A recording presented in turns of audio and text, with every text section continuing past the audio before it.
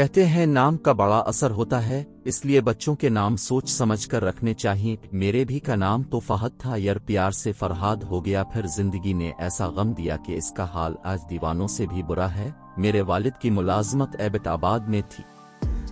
یہ علاقہ ان کو اتنا پسند آیا کہ انہوں نے یہاں ایک پلاٹ خرید لیا۔ کہتے تھے میں ریٹائرمنٹ کے بعد اپنا گھر یہیں بناؤں گا۔ والد صاحب نے کسی سبب وقت سے پہلے ریٹائرمنٹ لے لی اور اپنا خواب بھی پورا کیا۔ انہوں نے ایبٹ آباد میں گھر بنوایا اور قریب میں بازار میں ایک دکان بھی خرید لی۔ ابا جان نے محنت کی تو بزنس نے ترقی کی اور دکان جنرل سٹور میں تبدیل ہو گئی۔ اسی بزنس سے ہم خوشحال ہو گئے۔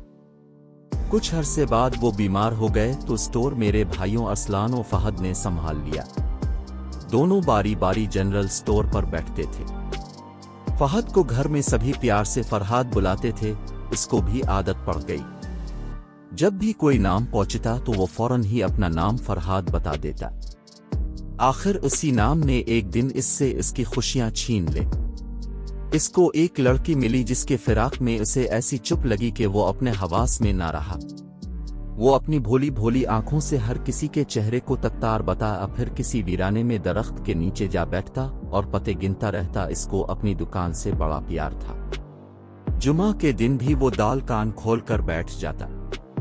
ایک دن جانے کیا اس کے جی میں سمائی کے سٹور بڑے بھائی کو سونپ کر نمائش دیکھنے چلا گیا۔ ابھی تھوڑی دور گیا تھا کہ اس کو لڑکیوں کا ایک گروپ اطاعت کھائی دیا۔ شاید وہ شاپنگ کرنے نکلی تھی اور ہمارے جنرل سٹور کی طرف ہی آ رہی تھی۔ فرہاد واپس پلٹا اور اپنی سیٹ پر آ کر بیٹھ گیا۔ اس نے بڑے بھائی پر کچھ ظاہر نہ کیا۔ یہ 3 لڑکیاں تھیں۔ ان میں سے ایک جو اپنی خوبصورتی کی وجہ سے بہت نمایاں تھی، اس نے کچھ چیزیں دیکھیں اور مختصر خریداری کر کے یہ چلی گئیں، لیکن وہ لڑکی پل بھر میں ہی جیسے میرے بھائی کے دل پر گیو ڈال گئے۔ فہد نے 2 بار دکان بھائی کے حوالے کی اور اس کے پیچھے چل پڑا۔ وہ جس دکان پر جاتی یہ اس کے پیچھے جاتا۔ اس کا جی چاہا کہ لڑکی کو روک کر اس کا نام پوچھے، مگر اتنی ہمت نہ تھی کہ بازار میں بات کرتا۔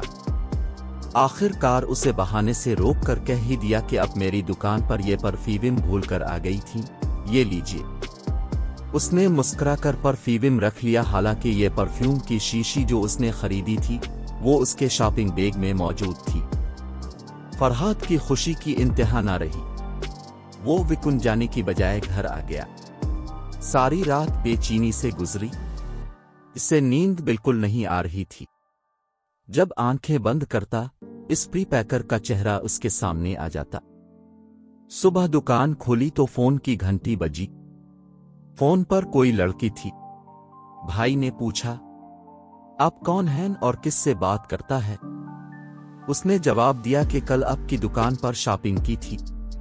اپنے ایک فاضل پرفیوم کی شیشی مجھے دے دی، جبکہ خریدی ہوئی تو میرے بیگ میں موجود تھی۔ اب ایک واپس کرنی ہے۔ میں یہاں اسکول ہاسٹل میں ہوں، اب آ کر اپنی امانت واپس لے جائیے۔ وہ شام کو اس کے ہاسٹل گیا۔ پرفیوم نہ لیا بلکہ اصرار کر کے اس کو دے دیا۔ البتہ دونوں میں کچھ باتیں ہوئیں اور اس کے بعد فون پر باقاعدگی سے باتیں ہونے لگیں۔ اس لڑکی نے جب بھائی سے اس کا نام پوچھا تو اس نے سادگی سے فرہاد بتا دیا۔ لڑکی نام سن کر ہنس پڑی۔ میرے بھائی نے بھی سوال کیا، تمہارا نام کیا ہے؟ بولی، اگر تمہارا نام فرہاد ہے تو میر انعام شیری سمجھ لو۔ دونوں آپس میں ملتے نہیں تھے، البتہ فون پر رابطہ رکھتے تھے۔ ایک دن اس نے بتایا کہ اس کے گھر والے اسے لینے آ رہے ہیں، کہ نک کا سالانہ امتحان کے پرچے ختم ہو گئے ہیں، وہ اب ہاسٹل سے چلی جائے گی۔ فرہاد یہ سن کر اداس ہو گیا۔ اگلے دن وہ دکان پر خدا حافظ کہنے آئے۔ اس کو اپنی بہنوں کے لیے کچھ چیزیں بھی خریدنی تھیں۔ بھائی کو اداس دیکھ کر شیریں کی آنکھوں میں بھی آنسو آ گئے۔ وہ چلی گئی تو میرے بھائی کا بھی دکان پر دل نہ لگا اور وہ بھی گھر آ گیا۔ راستے میں اسے بڑا بھائی ملا۔ فرہاد، کدھر جا رہے ہو اور دکان کس پر چھوڑ کر آ گئے ہو؟ بھائی جان، میری طبیعت ٹھیک نہیں ہے، دکان بند کر کے گھر جا رہا ہوں۔ فرہاد کو پتہ نہ چلا کہ اپنی سوچوں میں مگن وہ گھر سے کافی آگے نکل آیا ہے۔ लेकिन तुम तो घर से काफी दूर आ गए हो। अच्छा, वो शर्मंद है हो गया। ये बेखुदी की वो कैफियत थी जिस पर उसका इख्तियार ना था। अगरचे उसकी मोहब्बत साफ सुथरी थी, मगर आज दिल की अजीब कैफियत थी। आज सारा माहौल अजनबी अजनबी लग रहा था। खामोशी से कमरे में जाकर लेट गया। माँ ने खाने का पूछा तो आंखों से आंसू रवां हो गए। मम्मी ने बेटे की यह हालत देखी तो उनकी चीख निकल गई। माँ की चीख पर घर वाले दौड़े। वालिद साहब ने पूछा, क्या बात है? फरहाद ने कहा, सर में दर्द है, तबीयत ठीक नहीं है। वो फौरन डॉक्टर के पास ले गए। डॉक्टर ने चेक किया लेकिन कोई प्यारी न जान सका। जाहिर है बीमारी तो कोई न थी, मगर ये ऐसा मर्ज था कि जिसका इलाज डॉक्टर के पास नहीं था। फरहाद को फिर भी डॉक्टर ने बिल टेस्ट के लिए अस्पताल में दाखिल कर दिया।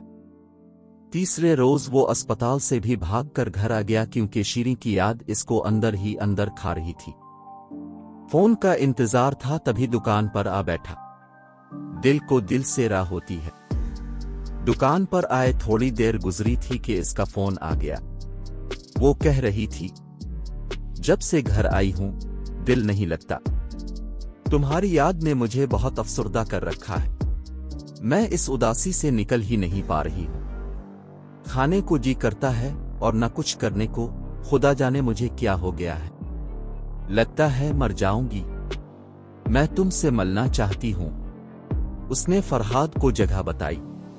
वो जगह एबटाबाद से 100 किलोमीटर दूर थी। फरहाद अलिफ गिले दिन वहां पहुंचा।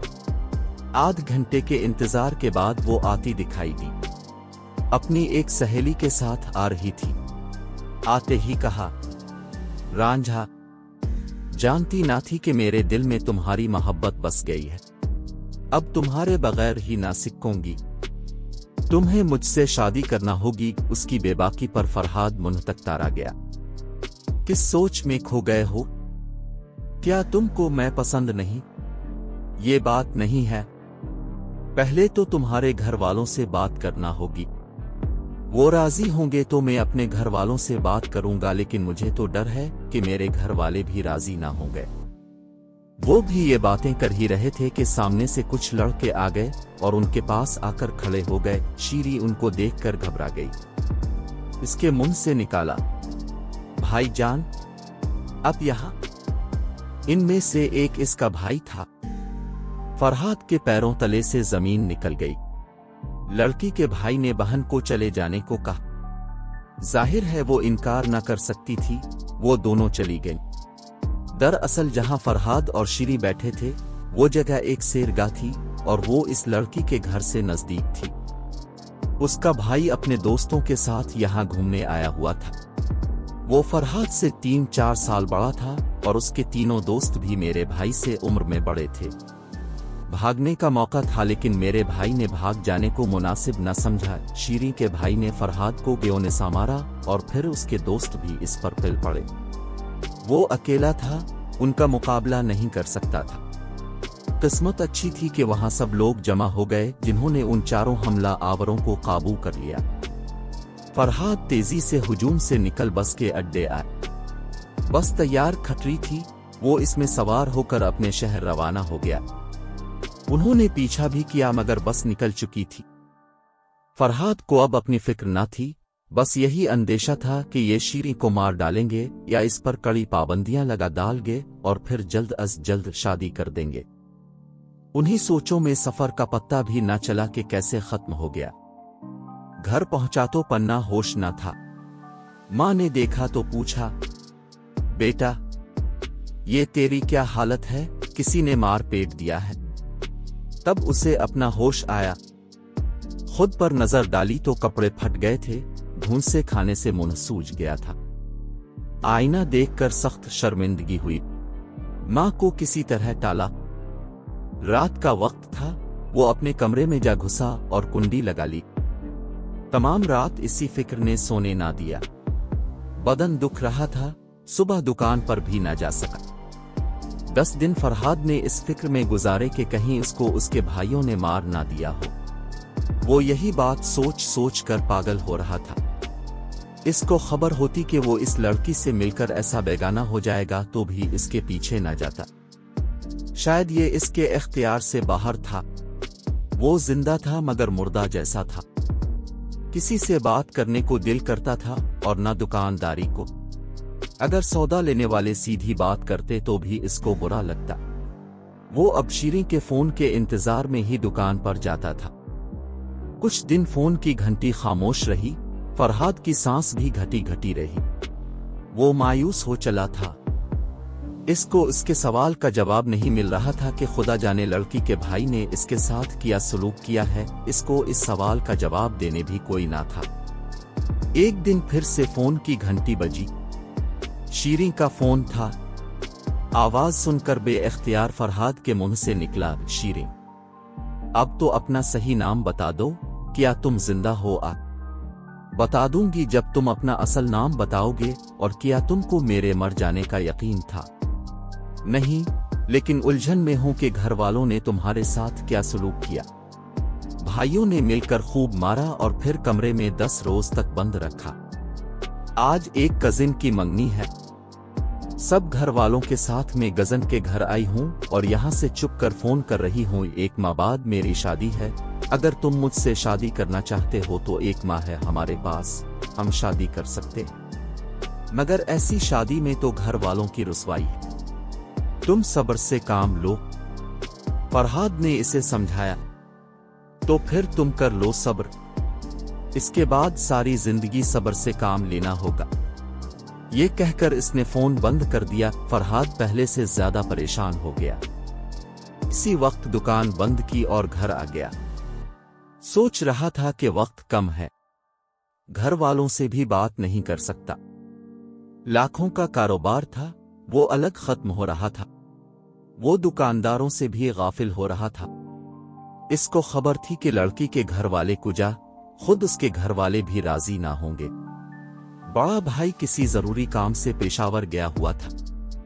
فرحاد نے 8 دن دکان نہ کھولی، خرابی طبیعت کا بہانہ کیے رکھا۔ 9ویں دن والد صاحب کے اصرار پر دکان کھولی تو فون کی گھنٹی مسلسل بج رہی تھی۔ ریسیور اٹھایا، شیریں بولی، 3 دن سے مسلسل فون کر رہی ہوں، تم فون کیوں نہیں اٹھاتے؟ طبیعت تو ٹھیک ہے؟ میں بیمار تھا، رانجھا نے بتایا۔ بیمار تو میں بھی ہوں مگر اس کا کوئی علاج نہیں ہے۔ تم کل 2 بجے فلاں جگہ آ جانا، میں تم کو اپنے گھر یلو حالات سے آگاہ کرنا چاہتی ہوں۔ اتنا کہہ کر شیریں نے فون رکھ دیا اور وہ ریسیور کان سے لگائے سوچتا ہی رہ گیا کہ کیا کروں۔ اس کو رات بھر نیند نہ آئی۔ اس روز کی ملاقات یاد تھی، اچھی درگت بنی تھی، دوبارہ جانے کا حوصلہ نہ پڑتا تھا۔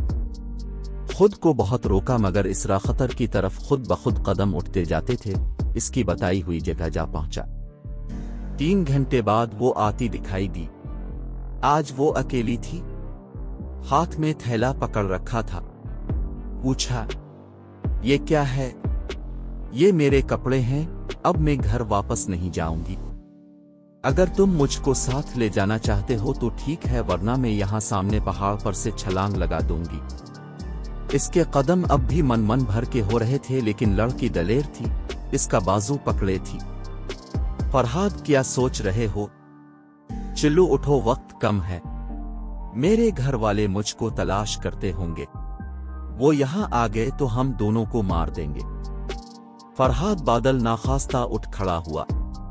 وہ اس کے ساتھ قدم بڑھانے لگا۔ جاتے تو کہاں جاتے، بس اسٹینڈ پر آ کر کھڑے ہو گئے مگر خدا کو کچھ اور ہی منظور تھا۔ 1 گھنٹہ گزر گیا، کوئی گاڑی نہ ملی۔ فرحاد گمسم تھا جیسے اندھا، گو نگاہ اور بہرا ہو گیا ہو۔ شیریں کی آواز بھی اس کو سنائی نہ دے رہی تھی جو چیخ چیخ کر کہہ رہی تھی، وہ سامنے دیکھو، نشیبی راستے پر میرا بھائی اور اس کے ساتھ نہ جانے کون کون لوگ آ رہے ہیں۔ بھاگ جاؤ فرحاد، خدا کے لیے یہاں سے بھاگ چل، ورنہ وہ تمہارے ٹکڑے ٹکڑے کر دیں گے۔ میں تم کو چھوڑ کر نہیں جا سکتا، مر جاؤں گا مگر تم کو اکیلا چھوڑ کر نہیں جاؤں گا۔ نہیں دیکھو، وہ 1 2 نہیں 10 15 آدمی ہیں اور ان کے ہاتھ میں اسلحہ بھی ہے۔ وہ اسی ارادے سے آ رہے ہیں کہ ہم کو جان سے مار دیں گے۔ हम दोनों का अब तुम्हारे भाई के हाथों मर जाना ही बेहतर है। लेकिन शीरी मरने के लिए तैयार न थी। उसने खुदा और रसूल की कस्में देकर कहा कि ये बेग ले लो, इसको आगे जाकर कहीं नाले में फेंक देना। मैं तुम्हारे साथ भाग नहीं सकती क्योंकि मैं तेज नहीं भाग सकूंगी और मेरी वजह से तुम भी पकड़े जाओगे। वो यहाँ आते ही मुझसे उलझ जाएंगे। इतनी देर में तुम्हें निकल भागने का मौका मिल जाएगा। मजबूर होकर फरहाद ने इसका बेग थामा और मुखालिफ समत में भाग खड़ा हुआ। थोड़ी ही देर में वो पहाड़ों की ओट में नजरों से ओझल हो चुका था। तुझी वो तमाम शीरी के सर पर आ पहुंचे जिसने खुद को एक पत्थर पर गिरा लिया था और अब बेहोश पड़ी थी। फरहाद भागते भागते जंगल में पहुंच गया था। ये सर्दियों के दिन थे, शाम करीब थी। खौफ की वजह से इसको वहीं पड़ाव करना पड़ा। साथ कोई चादर थी और न खाने पीने का सामान, शीरी के कपड़ों का थैला तो उसने रास्ते में नाले के तुंद और तेज पानी के सफर डाल कर दिया था। नजदीक कोई बस्ती भी ना थी।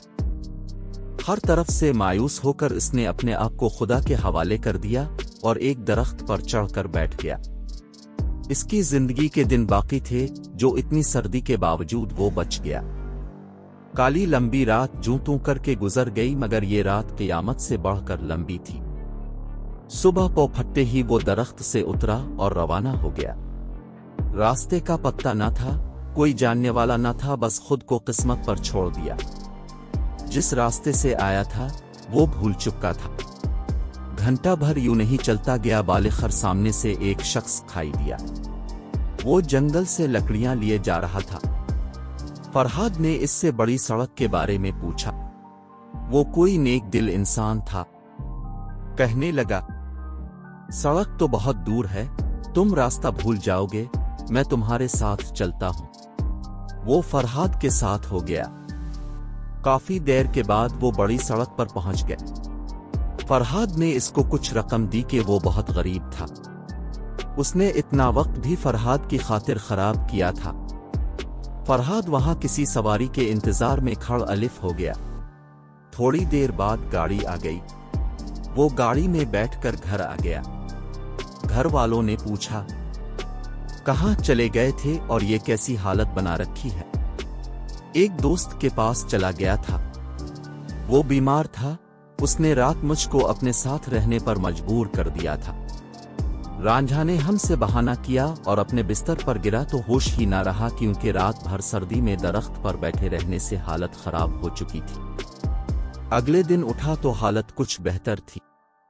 शुक्राने के नफल पड़े कि अल्लाह पाक ने इज्जत और जिंदगी दोनों रख ली थी, मगर अब फिक्र थी तो शीरी की। इसको यकीन हो गया कि इसको तो उसके भाइयों ने अगले जहान पहुंचा दिया होगा।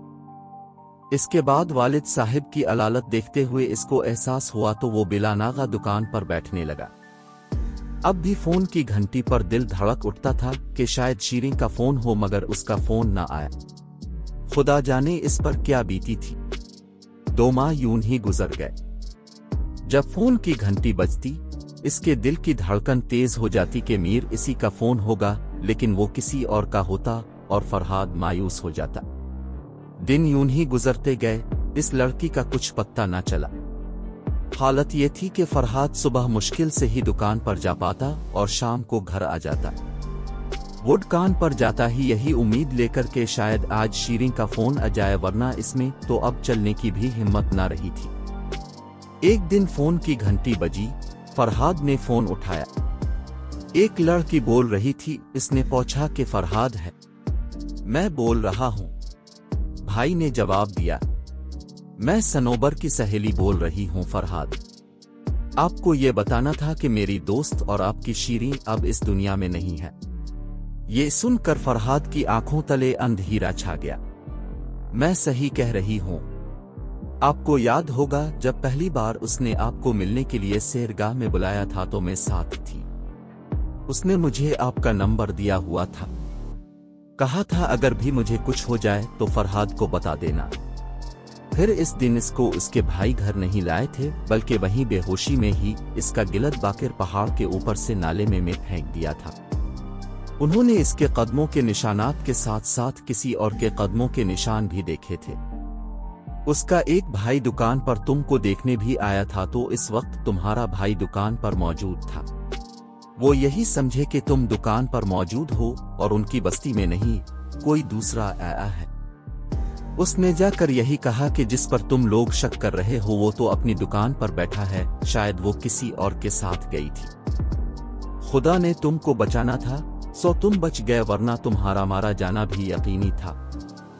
خدا جس کو زندہ رکھنا چاہے دشمن کو اندھا کر دیتا ہے۔ فرحاد کی آنکھوں سے آنسو بہنے لگے۔ اس نے ریسیور رکھ دیا، دکان بند کی اور گھر آ گیا۔ اس کو اپنے بچ جانے کی کوئی خوشی نہ تھی، غم تھا تو شیریں کے ڈوب جانے کا، جس کا اصل نام اس کی سہیلی نے بتایا تھا کہ صنوبر ہے۔ صنوبر کا غم میرے پیارے بھائی فرحاد کو آج بھی ہے۔ اب ہم اس کو اس کے اصل نام سے ہی بلاتے ہیں کیونکہ گھر والوں کا خیال ہے کہ اس کو فرحاد نام راس نہیں ہے۔